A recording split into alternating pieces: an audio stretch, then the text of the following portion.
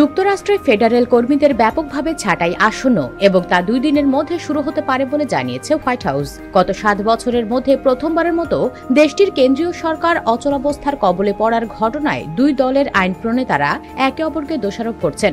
গতকাল বুধবার থেকে এই শাটডাউন শুরু হয়। আগের দিন মধ্যরাতের মধ্যে নতুন সরকারি ব্যয় বা অর্থায়ন পরিকল্পনায় একমত হতে ব্যর্থ হন কংগ্রেসের রিপাবলিকান ও ডেমোক্রেট সদস্যরা। এখন শাটডাউন নিয়ে কোনো পক্ষই আপোষ করতে আগ্রহী নয় এমন ইঙ্গিত পাওয়া যাচ্ছে। বুধবার শাটডাউন শুরু হওয়ার কয়েক ঘন্টার মধ্যেই তা কাটিয়ে ওঠার প্রস্তাবের ওপর এক ভোটাভুটি ব্যর্থ হয়। এ বিষয়ে পরবর্তী প্রচেষ্টা আগামীকাল শুক্রবার চালানো হবে। কংগ্রেসের উচ্চকক্ষ সিনেটের অধিবেশন এখন স্থগিত আছে। এতে বর্তমান পরিস্থিতি দীর্ঘায়িত হওয়ার আশঙ্কা বাড়ছে। এ অবস্থায় লাখো কর্মী চাকরি হারানোর ঝুঁকিতে পড়বেন এবং যুক্তরাষ্ট্রের অর্থনীতির বিলিয়ন বিলিয়ন ডলার ক্ষতি হতে পারে।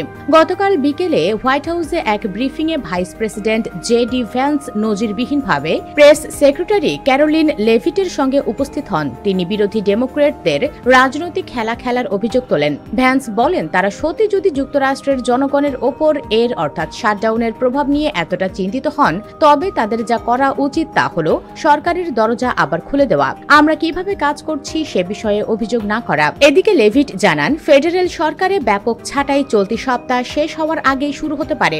সাংবাদিকেরা সময়সীমা নিয়ে প্রশ্ন করলে তিনি বলেন, 2 দিনের মধ্যে একেবারে শিগগিরই। তিনি আরো হালনাগাদ তথ্য দেওয়ার প্রতিশ্রুতি দেন। কখনো কখনো এমন কিছু করতে হয় যা করতে চাই না, বলেন লেভিট। তার দাবি, এ অবস্থায় আমাদের ঠেলে দিয়েছেন ডেমোক্রেটরাই। প্রেসিডেন্ট ডোনাল্ড ট্রাম্প আগেই সতর্ক করেছিলেন, শাটডাউন দীর্ঘায়িত হলে তিনি ডেমোক্রেটদের বিষয়ে স্থায়ী কাটছাঁটের সুযোগ পাবেন। গতকাল ট্রাম্প প্রশাসন আরো জানায়, নিউ ইয়র্ক শহরের অবকাঠামো প্রকল্পে $18 বিলিয়ন অর্থায়ন আটকে রাখা হবে।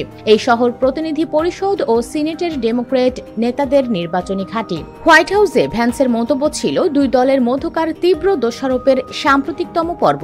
এর আগে সিনেটের শীর্ষ ডেমোক্রেট সদস্য চাক শুমার অভিযোগ করেছিলেন, রিপাবলিকানরা জোর করে তাদের অর্থায়ন পরিকল্পনা মানাতে চাইছেন। ডেমোক্রেটরা নতুন ব্যয় পরিকল্পনায় সম্মত হওয়ার আগে স্বাস্থ্যসেবা তহবিলের নিশ্চয়তা চান।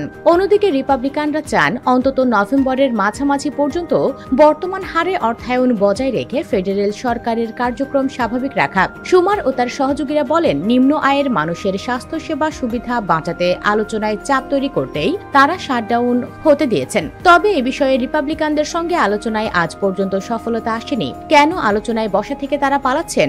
আমার জীবনে এমন দেখিনি, বলেন কানেটিকাটের ডেমোক্রেট সিনেটর ক্রিস মার্ফি। তিনি আরো বলেন, সরকার তখনই খুলবে যখন রিপাবলিকানরা গুরুত্ব দিয়ে ডেমোক্রেটদের সঙ্গে কথা বলবেন। অন্যদিকে কংগ্রেসের উভয় কক্ষ নিয়ন্ত্রণে রেখেছেন, কিন্তু ব্যয় বিল পাশের জন্য প্রয়োজনীয় 60 ভোট পাননি। সেই রিপাবলিকানরা বলছেন, স্বাস্থ্যসেবার বাড়তি তহবিল নয়, অগ্রাধিকার পাওয়া উচিত সরকার সচল রাখাকে। এটা হারজিত বা দোষারোপের বিষয় নয়, বলেন সিনেটের সংখ্যাগরিষ্ঠ দলের নেতা জন থুন। তিনি বলেন, এটা জনগণের ব্যাপার, আর জনগণকে রাজনৈতিক স্বার্থে জিম্মি করেছেন। রিপাবলিকানদের দাবি, ডেমোক্রেটদের চাওয়া স্বাস্থ্যসেবার সম্প্রসারণ করদাতাদের বেশি অর্থ খরচ করাবে। এগুলো চালু করা হয়েছিল কোভিড-19 মহামারীর বিশেষ পরিস্থিতি সামলাতে, সেটি এখন আর নেই। আবশ্যিক কর্মী যেমন সীমান্তরক্ষী বা সেনারা আপাতত বিনা বেতনে কাজ করতে বাধ্য হবেন, আর যারা অপ্রয়োজনীয় কর্মী হিসেবে বিবেচিত তাদের বেতন ছাড়া ছুটিতে পাঠানো হবে। অতীতে এমন পরিস্থিতি কেটে গেলে তাদের বকেয়া বেতন দেওয়া হয়েছে। বিশ্লেষকেরা ধারণা করছেন, এবার সরকারের অচলাবস্থার প্রভাব 2018 সালের চেয়েও বড় হবে। তখন কিছু অর্থায়ন বিল পাশ করেছিল কংগ্রেস। এবার প্রায় 40% ফেডারেল কর্মী অস্থায়ী ছুটিতে যেতে পারেন। এটি সংখ্যার হিসেবে প্রায় 7,50,000। গতকালই কিছু কর্মীকে ছুটিতে পাঠানো হয়েছে। হোয়াইট হাউসে ভ্যান্স আবারও স্থায়ী ছাঁটাইয়ের হুমকি দেন। তিনি বলেন, সত্যি কথা বলি, এ অবস্থা যদি দীর্ঘায়িত হয় তবে আমাদের কর্মী ছাঁটাই করতেই হবে। US Bengal desk report.